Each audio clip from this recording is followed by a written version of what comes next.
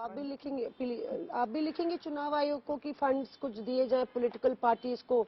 इस पे हमारी अभी तक चर्चा नहीं हुई है, बट आपने एक्चुअली, मुझे मालूम नहीं था ये कि उन्होंने लिखा है। उन्होंने मीडिया के थ्रू अपील की है, पर अच्छा। जैसे कि कहा जा रहा है ध्रुवीकरण बहुत हो रहा है उत्तर प्रदेश में। आप देखिए नफरत के भाषण, हेट स्पीचेस। क्या आपको लगता है इस चुनाव आयोग ने कहा कि निगरानी रखेंगे, वो पर्याप्त होगा? आप महिला कार्ड खेल रही हैं, जाति और धर्म के भी कार्ड खेले जा रहे हैं। महिला कार्ड मत कहिए, क्योंकि ये मेरे दिल के बहुत ये मेरे दिल की बात है। अच्छा, ये फ्रैंकली मैं आपको बताऊं, डिस्क्रिमिनेशन झेला है क्या पर्सनली, फैमिली? मतलब मैं कह रही हूँ कि बतौर एक लड़की अगर मैं पूछूं तो आपने डिस्क्रिमिनेशन फैमिली में, difference between a boy and a girl?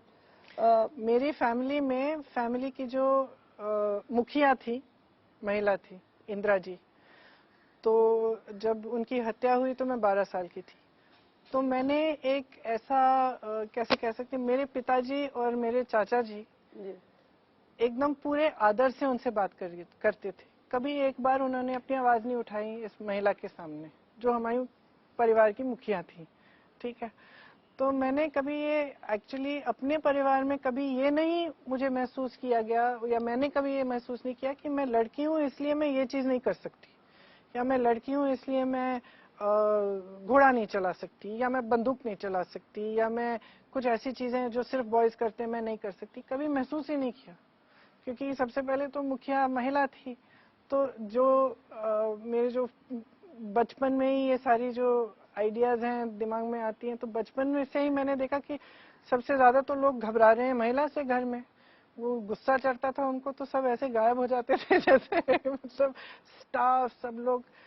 तो मुझे कभी ऐसा एहसास नहीं हुआ कि मैं महिला हूँ और पुरुष से कम हूँ, और मैं महिला हूँ इसलिए मैं कुछ ऐसी चीज है जो कर नहीं सकती, या मैं महिला हूँ इसलिए मैं कम सक्षम हूँ, मुझ में कम शक्ति है, मुझ में कम काबिलियत है। ये मुझे कभी जिंदगी में नहीं महसूस हुआ। मुझे ये हमेशा महसूस हुआ है कि जितना पुरुष कर सकता है उतना मैं कर सकती हूँ, उससे ज्यादा भी कर सकती हूँ अगर जी। क्योंकि प्रियंका, हमेशा ये कहा जाता है कि जो अगर आप बतौर महिला की बात कर रही हैं तो ये पहली बार है कि इस तरह का कार्ड खेला गया है। पर अगर देखें तो ध्रुवीकरण की राजनीति हमेशा हावी रहती है। यूपी से भी ये स्टेटमेंट आया कि योगी जी का, कि कोई गलतफहमी नहीं होनी चाहिए, ये लड़ाई जो है 80% जनता बनाम 20% है। नहीं, ये लड़ाई किसी फीसदी और दूसरी फीसदी की नई लड़ाई है।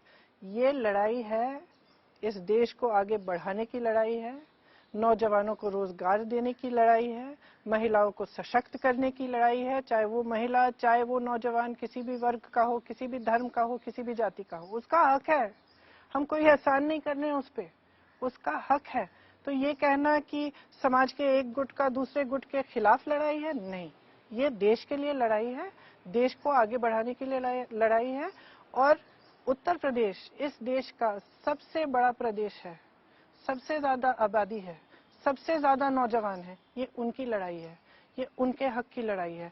आज मैं ऐसे ऐसे नौजवानों से मैंने बात की है यूपी में, जिन्होंने ITI पास किया है, MA लेके घूम रहे हैं, रोजगार नहीं मिल रहा है। ऐसे नौजवान हैं।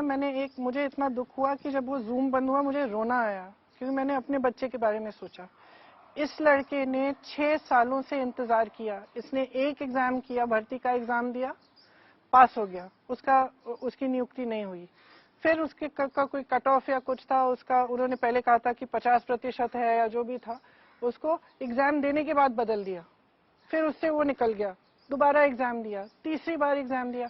उसकी जिंदगी के 6-7 साल बर्बाद हो गए। वो बेचारा 27-28 साल का हो गया, सारे क्वालिफिकेशंस है, उसको रोजगार नहीं मिल रहा है।